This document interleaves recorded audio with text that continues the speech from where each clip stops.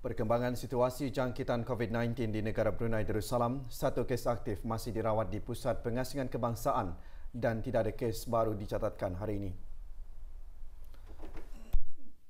Dalam saran akhbarnya, Kementerian Kesihatan turut memaklumkan jumlah keseluruhan jangkitan kekal 146 kes dengan kes yang sembuh seramai 142 orang.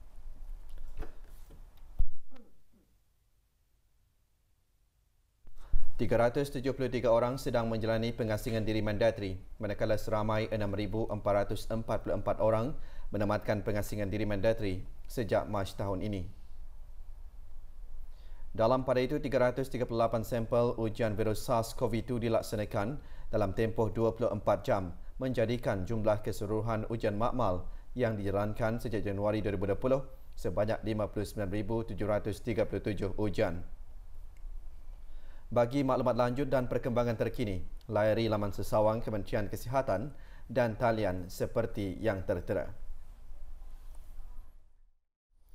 Kementerian Pertahanan dan Angkatan Bersenjata Diraja Brunei ABDB pagi tadi mengadakan acara Khalaqah Jumaat dan Majlis Doa Kesyukuran sempena sambutan Hari Perkhidmatan Awam kali ke-27 bagi kementerian berkenaan. Majlis diadakan di Surau Ad-Difa, Bolkiah Garrison.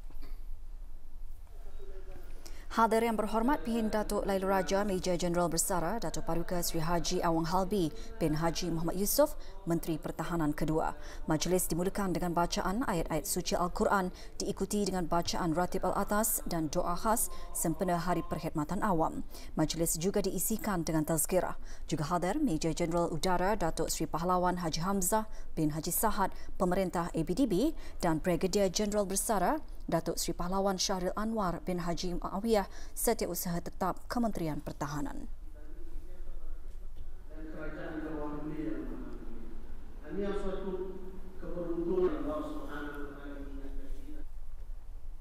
Majlis Perundingan Kampung Bukit Udal melalui Biro Keagamaan Kampung Berkenaan semalam mengadakan majlis pembukaan tadarus Al-Quran sempena memperingati penubuhan Jubli Perak Masjid Kampung Bukit Udal Tutong.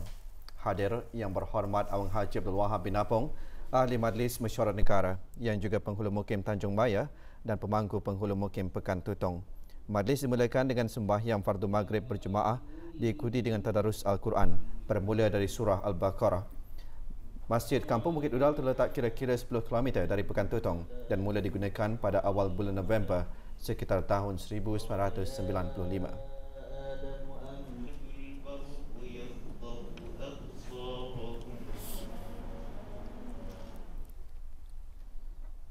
Akal fikiran yang dikurniakan Allah Subhanahu Wa Taala wajar digunakan dengan sebaik-baiknya. Hindari perbuatan yang boleh membawa dosa dan maksiat.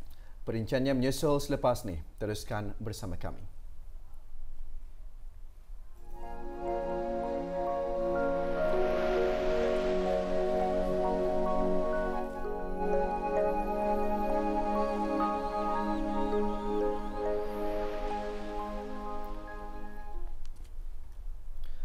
Umat Islam dinasihatkan agar berhati-hati dalam menggunakan kemudahan laman-laman sosial dan aplikasi-aplikasi telefon bimbit dengan tidak menyebarkan sesuatu perkara, maklumat dan berita tanpa menyelidiki terlebih dahulu kebenarannya dan memastikan kesahihannya. Ini kerana sejak akhir-akhir ini muncul banyak penulisan, imej dan video yang viral dan tular melalui laman-laman sosial dan aplikasi-aplikasi telefon bimbit. Apa yang lebih membimbangkan lagi ialah terdapat antara maklumat atau berita yang disampaikan itu berupa pembohongan semata-mata dan lebih dahsyat lagi jika pembohongan itu menjadi fitnah dan seterusnya mengaibkan mana-mana pihak atau individu tertentu. Perkara tersebut antara intipati khutbah Jumaat hari ini yang bertajuk Bahaya Menabur Fitnah. Perlu diketahui bahawa perbuatan menabur fitnah itu mengundang kepada perpecahan dan perbelahan seperti menjadi punca kepada timbulnya salah faham, pertengkaran dan perselisihan sehingga menyebabkan suami isteri bercerai-berai, hubungan adik-beradik menjadi renggang, keluarga bermasalah, rakan bermusuhan, masyarakat kucar-kacir dan seumpamanya. Memandangkan perbuatan buruk fitnah itu menjurus kepada keburukan, perpecahan dan perbelahan khususnya kepada masyarakat, maka marilah kita mendidik dan menterbiah diri kita, keluarga kita dan masyarakat dengan saling nasihat menasihati dan tegur menegur terhadap perbuatan yang membawa kepada dosa dan maksiat, apatah lagi yang membawa kepada dosa-dosa besar seperti menabur fitnah. Tanamkanlah dalam diri dan jiwa kita sikap berhati-hati agar kita tidak terjebak dalam bencana bahaya fitnah. Gunakanlah akal fikiran yang telah dikurniakan Allah Subhanahu wa taala itu dengan wajar dan sebaik-baiknya. 15 orang pelajar Akademi Ijaz Al-Quran diraikan pada Majlis Khatam Al-Quran pagi tadi. Majlis diadakan di Pusat Belia di Ibu Negara. Bacaan surah Al-Fatihah dipimpin oleh Pengiran Haji Muhammad Azlan bin Pengiran Haji Tengah Omar, pemangku Timbalan Pengarah Belia dan Sukan, Kementerian Kebudayaan Belia dan Sukan memulakan majlis.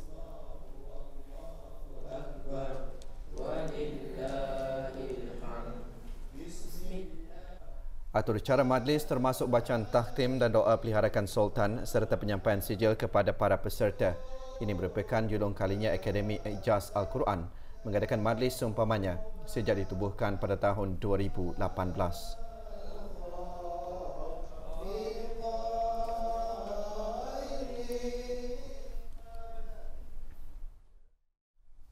Dua lelaki warga negara tempatan berumur 26 dan 33 tahun ditahan oleh pasukan polis Diraja Brunei PPDB kerana dipercayai terlibat dengan aktiviti penyeludupan barangan tegahan di kawasan daerah Temburong. Timbalan Penguasa Polis Pengiran Saifuddin bin Pengiran Haji Yusof, pemangku pegawai pemerintah daerah Polis Temburong seterusnya menjelaskan. Rondaan pencegahan jenayah telah dijalankan oleh keanggotaan Balai Polis Temburong dan telah mendapati sebuah kereta yang mencurigakan di kawasan Kampung Batang Tuau, daerah Temburong. Apabila menyadari akan kehadiran pihak polis, kereta berkenaan terus memucut melarikan diri.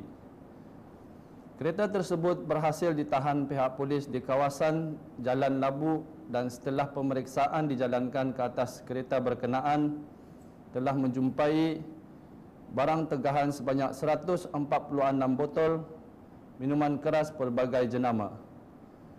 Turut ditemui adalah wang kertas ringgit Malaysia bernilai RM2 RM yang dipercayai palsu dan juga peralatan serta bungkusan plastik kecil berisi pecahan kristal dipercayai untuk penyalahgunaan dadah yang disembunyikan di dalam kotak rokok. Dua orang suspek berserta barang rampasan dibawa ke Balai Polis Temburong dan siasatan kes diserahkan kepada Biro Kawalan Narkotik dan Jabatan Kastam dan Eksais Diraja bagi tindakan dan siasatan selanjutnya. Jabatan Pengangkutan Darat JPD Kementerian Pengangkutan dan Info Komunikasi bersama agensi-agensi yang berkenaan meneruskan lagi pemeriksaan tidak berjadual ke atas bengkel-bengkel kenderaan di kawasan daerah Brunei dan Muara. Pemeriksaan merupakan kali kedua dilaksanakan dan tertumpu kepada 9 buah bengkel kenderaan lain. Antara kesalahan-kesalahan yang dikenal pasti, pekerja tidak memakai peralatan alat pelindung diri PPE yang lengkap, tempat mengecat kenderaan tidak mempunyai sistem pengudaraan yang teratur, penyimpanan peralatan untuk rawatan dan pembaikan kenderaan tidak kemas dan teratur, kenderaan-kenderaan diletakkan di tempat pejalan kaki, tempat kawasan letak kenderaan dijadikan tempat membaiki kenderaan dan membuat kerja pembaikan kenderaan dengan cara tidak selamat. Berikutan kesalahan-kesalahan tersebut, pihak JPD dan agensi-agensi berkenaan menasihatkan pada pemilik bengkel untuk mengambil tindakan penambahbaikan dan pada masa yang sama pemilik-pemilik bengkel adalah disarankan untuk mendaftar secara teratur dengan pihak JPD melalui proses pengiktirafan bengkel kelas A, B atau C. Agensi-agensi berkenaan juga akan mengambil tindakan mengikut bidang kuasa masing-masing. Bagi maklumat lanjut, hubungi JPD melalui talian 2451979 atau 2451980 atau 2451987 sambungan 111. Orang ramai juga boleh menghubungi talian Darussalam 123 atau melalui aplikasi WhatsApp talian Darussalam 8333 atau melalui laman sesawang talian Darussalam www.123.gov.bn. Ke arah meningkatkan perhatian dan sokongan bagi kesedaran, pengesanan awal dan rawatan serta penjagaan paliatif penyakit, kempen kesedaran kanser payudara disambut setiap bulan Oktober. Bersempena dengan kempen Bulan Kesedaran Kanser Payudara dan sebagai menyokong kempen tersebut, semalam lampu berwarna merah jambu dinyalakan di Jambatan Sultan Haji Omar Ali Saifuddin dan Jambatan Raja Isteri Pengiran Anak Hajah Saleha. Melalui usaha-usaha pengesanan awal dan perkhidmatan pencegahan kanser di bawah Pusat Kanser Brunei, diharap mampu mengesan kanser di peringkat awal kerana peringkat tersebut mempunyai kadar survival 100%.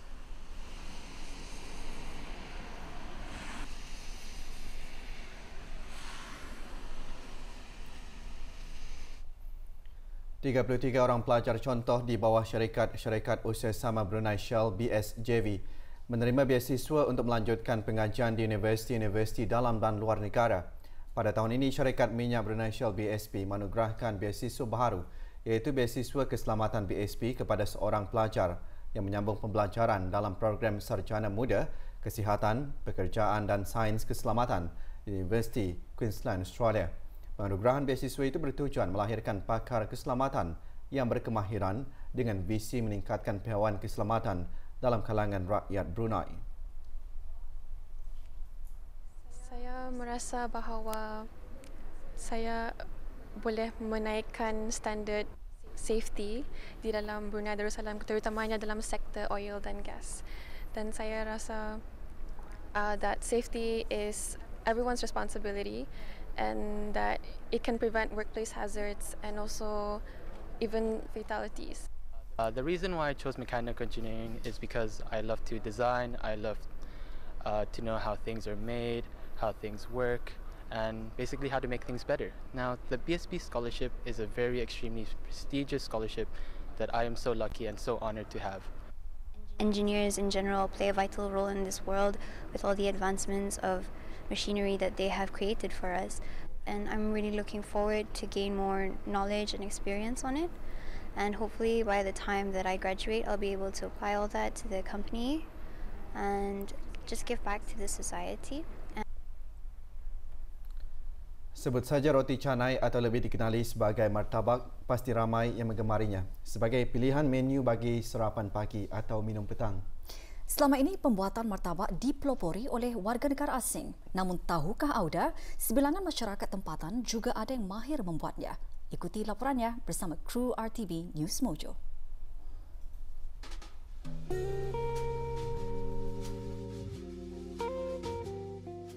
Rasanya memang enak dan menyelerakan. Meskipun martabak dikatakan berasal dari India, namun ia menjadi menu pilihan bagi para penduduk di Asia Tenggara. Martabak terkenal dengan pelbagai nama, antaranya di Malaysia dipanggil roti canai, roti prata di Singapura dan martabak di negara ini. Bagi mendedahkan pembuatan martabak dalam kalangan masyarakat tempatan, Koperasi Serbaguna Persatuan Buhur KSPB dengan kerjasama Ilmar Enterprise menganjurkan kursus membuat roti canai bagi ahli-ahlinya. Walaupun kursus ini kursus singkat, tapi banyak manfaat yang dapat diperoleh daripada kursus ini. Dan insyaAllah sekiranya sukses akan datang diperhatikan pembuatan roti canai ini, mungkin kita ini boleh menjalankan satu-satu aktiviti ataupun perniagaan membuat roti canai ini ataupun berjual roti canai ini. Kami diberitahu cara detail lah, apa bahan-bahan, sukatan bahan-bahan dan cara-cara mengolah tapung itu menjadi dough. Memandangkan masa ini pun kebanyakannya banyak perniagaan melalui online, jadinya tidak salah kan mencuba martabak dibuat online untuk senang penempahan dibuat melalui online. Berikutan peningkatan penglibatan warga tempatan bagi menghasilkan roti canai, para peserta kursus tersebut memandang serius ingin memajukan perusahaan pembuatan roti canai. Mereka berazam untuk memanfaatkan pengalaman dan pengetahuan dalam pembuatan roti canai untuk membantu menyara keluarga.